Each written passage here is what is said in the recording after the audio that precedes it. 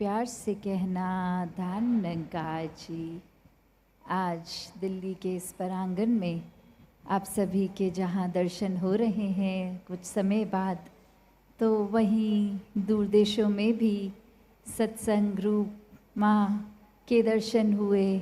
और ये भाव वही जो आज यहाँ भी दिख रहे हैं कि निराकार दातार ये प्राथमिकता जीवन की, आधार जीवन का, और इसी पे अपना मन टिकाकर ये सहज अवस्था वाला जीवन जो आप सब भी जी रहे हैं, और वहाँ भी ब्रह्म ज्ञान द्वारा सभी अपना जीवन, चाहे वो समाज अलग तरह का, चाहे ये रोज़ की एक उठना बैठना, एक पूरी रूटीन अलग, फिर भी एक मन में ब्रह्म ज्ञान की ज्योति जो हर एक में ये आत्मा निराकार का मेल। कैसे एक मटीरियलिस्टिक दुनिया की जो बात करते हैं, तो यहाँ अगर कुछ और तरह के साधन हावी, वहाँ किसी और तरह के, तो बात वही कि मन में तो ये निराकार, ये दातार, ये परमात्मा जिनके है, तो कोई भी चीज़ ये दुनिया की हो, मन परमात्मा में ही रहता है और किसी चीज़ में उलझता नहीं, खचित नहीं होता। कैसे एक संसार का रूप भी, वो भी एक देखा कि यहाँ अगर हम देखते हैं कि हम जिस जगह पे भी रहते हैं, कोई भी सत्संग भवन हमसे कुछ दूरी पर ही होता है। एक इतनी कन्वीनियंस कि एक या तो पैदल का रास्ता है या कोई और साधन से भी, मोटर से भी, बस से भी, किसी और साधन से भी जाते हैं तो बहुत ही कम समय में पहुंच भी जाते हैं। और वहाँ दूर देशों में रहने वाले संतों की अरदास कि हम जहाँ रहते हैं वहाँ से नज़दीक भी सत्संग भवन 5 घंटे की ड्राइव पे है, 2 घंटे की फ़्लाइट पे है, तो वो ये सारी प्रॉब्लम होने के बावजूद भी सत्संग आते हैं। और यहाँ हम किस तरह अक्सर अपने आलस में एक सत्संग को हल्के में ले जाते हैं कि सुबह की सत्संग नहीं हो सकती तो शाम को चले जाएंगे, शाम की भी नहीं जा सकते तो संडे को चले जाएंगे। एक बहाना, एक आलस्य, तो वो कद्र कहीं ना कहीं सत्संग की भी खोते जाते हैं।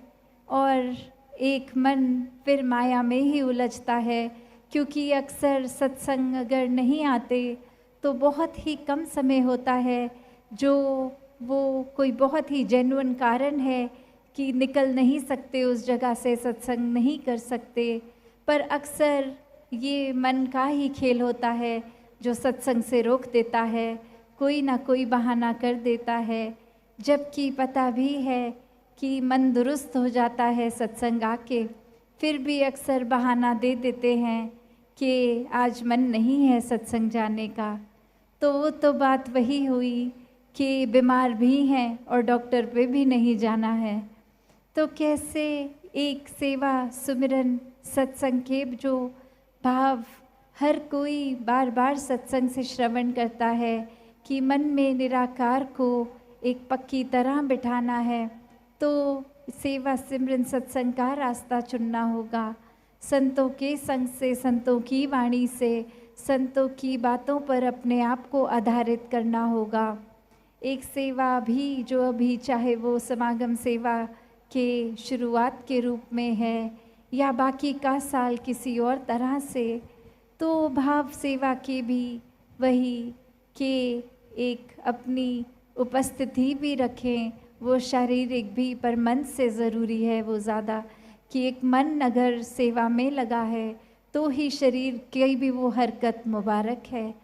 तो कैसे एक तंदुरुस्त, मन दुरुस्त, एक ये निराकार का जुड़ाव सेवा, सत्संग, सिमरन के प्रति एक जिज्ञासा के भावे अगर आता है, तो कैसे ये जिज्ञासा मुबारक, ये ब्रह्म ज्ञान लेके, ये एकत्व मुबारक पर अब वो एकत्व कायम भी रखना है।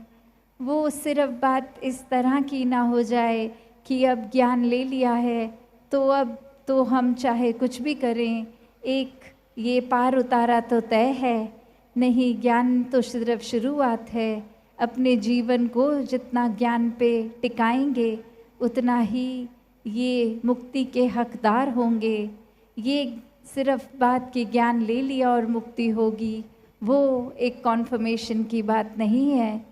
तो इस ज्ञान पे जीना बहुत ज़रूरी है। अगर ये आत्मा की तड़प को शांत करना है, ये साल्वेशन, ये एक मोक्ष की बात, तो हर किसी के जीवन में जहाँ ये उलझनों से निकलना संभव है, ये कोई सिर्फ किताबी बातें नहीं हैं।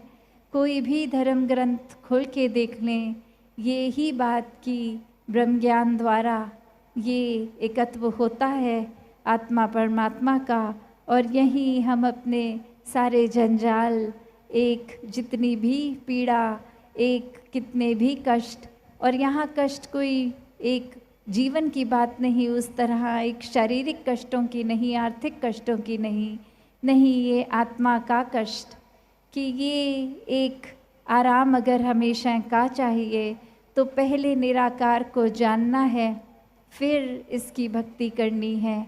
और ये भक्ति फिर किसी चतुर चालाकियाँ या अपनी एक सुविधा अनुसार नहीं, ये तो प्रेम पे आधारित है भक्ति।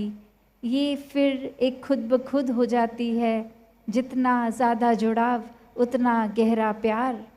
तो कैसे वही बात कि हम इंसानों में भी जब ये हमारी नज़र फ़र्क देखती है, कोई ना कोई कारण बना लेती है नफ़रत के, तो वहाँ मन में अगर हम ये सोच रहे हैं कि हम तो प्रभु प्रेमी हैं, पर हमें उंगलियों पे गिन के कुछ लोगों के नाम ले लेते हैं कि ये इंसान पसंद नहीं है, तो बात क्या कि ये जीवन हमारा एक, हम कोशिश अगर ये बात पे टिकेंगे कि हमें किसी से नफ़रत है तो मन में परमात्मा तो नहीं टिका।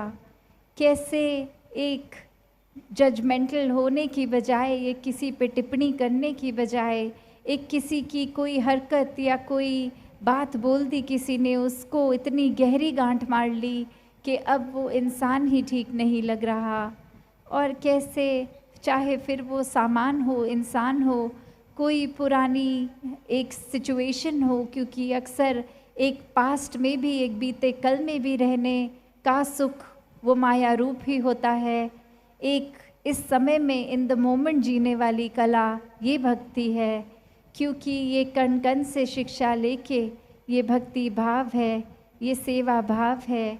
एक अगर अक्सर ये भी देखा जाता है कि अगर शरीर किसी वजह से ठीक नहीं है या कोई बुजुर्गी के कारण उतना चुस्त नहीं है, तो मन में ख्याल यही आता है कि अपने पिछले दिनों में जब शरीर में बल था तो ये सेवा हम भरपूर करते थे, दौड़ दौड़ के करते थे, और अब ये शरीर काम इतना नहीं कर रहा तो कम हो पाती है। तो बात वो भी कि यहाँ पे भी ये माया को भक्ति में ना आने दे। पहले अगर हम वो भी सोच के कर रहे थे तो हम उस समय भी क्या सेवा कर रहे थे, अगर हम उस चीज़ को भी गिनती में ला सकते हैं, क्योंकि सेवा तो गवा कर करना है खुद को। तो कैसे इस माया में अड़ना नहीं है, ना बीते कल में ना आने वाले कल में, ये तो इस पल की है। इस भक्ति को हर समय करना है, हर पल में करना है।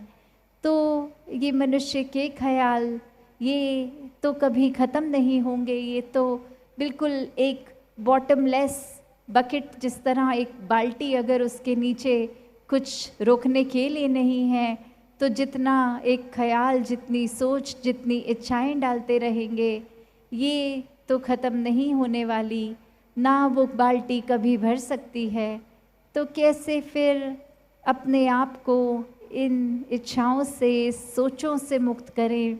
बात फिर वही आके जुड़ती है कि निराकार का सहारा लेना होगा, निराकार के रंग में रंगना होगा, तभी निराकार जैसे होंगे, एक निराकार वाले गुण होंगे। तो संसारिक रूप में भी एक असली मनुष्य जीने के गुण हम में आएंगे, जितना ज़्यादा इस परमात्मा से जुड़ाव होगा मन का। तो सभी यहाँ उपस्थित, और वो भी बात हमेशा जो दासी को महसूस होती है जब इतनी दूर से सत्संग आते हैं, और वो मौसम भी अगर एक कंफर्टेबल नहीं होता, फिर भी सत्संग इतने आराम से किए करने के ये संत इच्छुक इसीलिए क्योंकि ये मन की ठंडक, ये निराकार साथ है, और इसी के कारण एक मन भी टिक जाता है, तन भी टिक जाता है। तो यही अवस्था हमें हम परिस्थिति में अगर बना के रखें तो ही वो सहज जीवन है, वो ही एक मन को स्थिर करके एक स्थिर जीवन है। फिर वो कोई भी सामान, वस्तु, कोई और चीज़ अगर हमारे पास है या नहीं है, उससे मन जुड़ता नहीं है। अगर वो चीज़ होती भी है तो उसका सदुपयोग ही होता है, और अगर वो नहीं भी होती तो कैसे उसके गम में मन नहीं डूबता। एक ना होना भी फिर उसमें भलाई ही दिखता है एक भक्त को। तो दासी की नज़र घड़ी पे और समय ना लेकर इन्हीं शब्दों से आपसे आज्ञा लेगी। साथ संगत जी, धन्यवाद जी।